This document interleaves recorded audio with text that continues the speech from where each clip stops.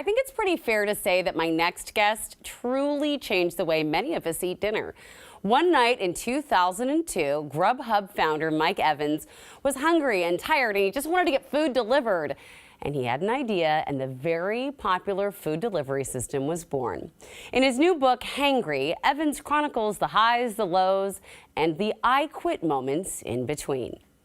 You know, I was searching for like a delivery restaurant in the yellow pages, which are listed alphabetically, and that just doesn't work. And then you're not going to believe this. Once upon a time, you had to use the phone app on your phone to get a pizza, which it's you had to dial a sounds. number. And what are these yellow pages you speak of? Yeah, it's funny because at the time that I made it, everybody's like, I don't see what the big deal is. I just look it up and call them. And I'm like, oh my gosh, you want to put on hold for 10 minutes and read your credit card over the phone and all this stuff. And so I literally just made it because I wanted it for myself. And then it started to grow and I wanted to pay off my student loans. And then I overshot that goal. And it became about really leveling the playing field for independent restaurants against big chains is really what it came out in its maturity is what it was. And that's what I love about it. It's connected me to so many restaurants I would have never tried. You make it sound so fluid, but I know there was a lot of moments between starting an IPO that you might have wanted to quit, right? Yeah, I talk a little bit about this in Hangry in the book, quitting, entrepreneurs need to be good at quitting things. Like it takes grit, but it also takes quitting at the right times because the nature of creating something from nothing is experimental. You make mistakes. And so figuring out what to sort of stick with and what to abandon, it's critically important when you're creating something new. What are the lessons you've learned about perseverance? Yeah, I mean, it was an overnight success, took 12 years to happen. So it did take a lot of persistence and tenacity to work through all the different things that we were doing as we were growing. When we tried to launch San Francisco, it failed the first time. And so I ended up having to get venture capital financing and try again. And then the second time it worked wonderfully. And so, yeah, I mean, I had to sort of keep cracking away at it along with my whole team. When it comes to these ideas that we all go, why didn't I think of that? I mean, it's not quite that easy because you did think of that and it took many years to create, right? Yeah, I think the idea is important for sure. But actually more important is just starting. Everything that you can learn about how to run business or be an entrepreneur or run a small business or big business, whatever, that's all like 49% of success. 51% is just starting. You can't create a successful business if you don't get off the couch. And so I often tell people if they ask me for advice on how to start something, start. Like don't go like research the legal framework or file an LLC or whatever. Just start. Like that's how you start things. It seems to me like you started this pattern of setting small goals and then building them into a bigger goal. How does someone go about that? Starting the small and then building a bigger pattern. You know, it's funny because if I could go back and talk to myself at 24 and give myself one piece of advice, it would actually be think bigger earlier. Because when I started, I just wanted to pay off my student loans. And once I accomplished that a few years into the business, I was like, you know what? Actually, like I need a bigger goal. I need to think about independent restaurants and how I help them and how I help them sort of fend off the big chains. And if I had started that earlier, I think it would have been a more impactful business in a way that I really could be that would have been better. And so this is like one of my big pieces of advice actually to budding entrepreneurs or even if you're just starting a small business or a retail shop or whatever, think big early is actually like the right thing to do. I think that it takes a special kind of entrepreneurial spirit that not all of us have. I definitely know that I don't have that spirit of the entrepreneur, but there are ways, I think, to be fulfilled in our work. Do you have any advice for that?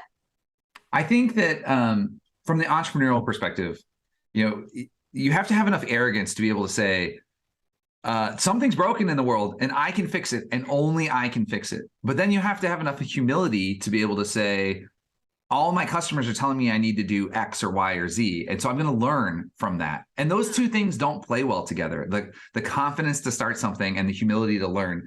I think that's true sort of more generally of the human journey that we need to have. We all have imposter syndrome. So having enough confidence to like move forward, get out of bed and move forward in the world is actually kind of hard.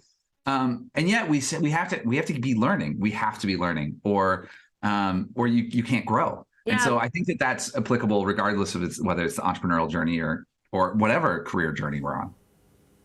I love that. I feel like you should have a day of the week calendar. It feels like everyone in the world these days uses these food delivery apps, or do they? So we're having some hot takes about that because producer Rebecca, she's here with me now, and she says she never uses these apps. No, I don't. I mean, I'm cheap.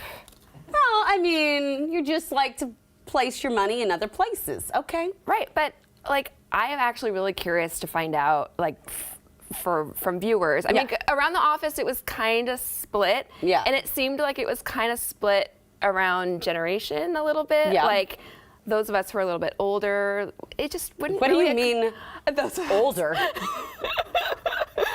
I mean, but yeah, I mean, Barely it a would babe. never occur to me really like to you. And I know young people do it all the time. I used to do it more, and then I realized how much money I was spending. Like, I would get a burger, and so like the meal would be like $30 for like 4 of us to eat, and then all of a sudden with taxes and delivery and everything, it was like a $50 meal that should have been $30, and I was like, No. If I'm desperate.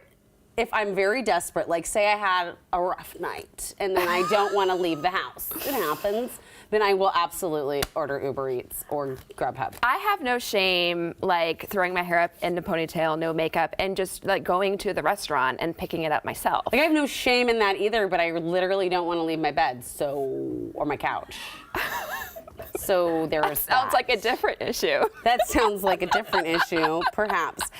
The other issue is once you get it, if it doesn't get there quickly, it's like then it's not even good because it's cold. What? I mean, in my opinion, if you're getting like French fries, you're eating those on the way home. Susie even has gadgets where you can like. We have introduced a gadget to you here on the show. The other thing about that is it is true that, like Domino's has spent a lot of money in figuring out how to get that pizza to your house hot and fresh. I mean, is it And then some really? guy I would prefer it to be more hot and more fresh. Okay. And not, all right. So you're eating the pizza on the way home too, then clearly. I mean, no. Yes, but you are. but the pizza guy might be taking it to other That's places true. too, and then. But it's in like the warm container, not in someone's like the passenger seat of someone's Honda Accord. I pick up my own pizza Okay, from all the right. pizza place. Yeah, but I don't understand. apparently your children haven't also gotten this from you. Apparently they differ in opinion. Please explain. Okay. So they both got opened up their own accounts. Like they are 10 and 12. And the first thing that they did was ordered food. I shouldn't even be telling this. Yes, Because they got in huge trouble for this, but they both did it. The very first thing that they did when they opened up a new account, they have their own little cards. Just saying. They ordered food. $20 for a large fry and a drink. Unreal. And it was probably cold. It was probably cold, but they thought it was so fancy because we don't do it. And then they learned their lesson. They learned their lesson. But I don't think that their same belief system follows now when it comes to ordering food. They're on their own. All right, well, you're never on your own because you always have us, and thank you for spending time with us today. You can check our website for more of our content. You can always send us an email to share your thoughts, but most importantly, get out there and enjoy your new day. We'll see you next time.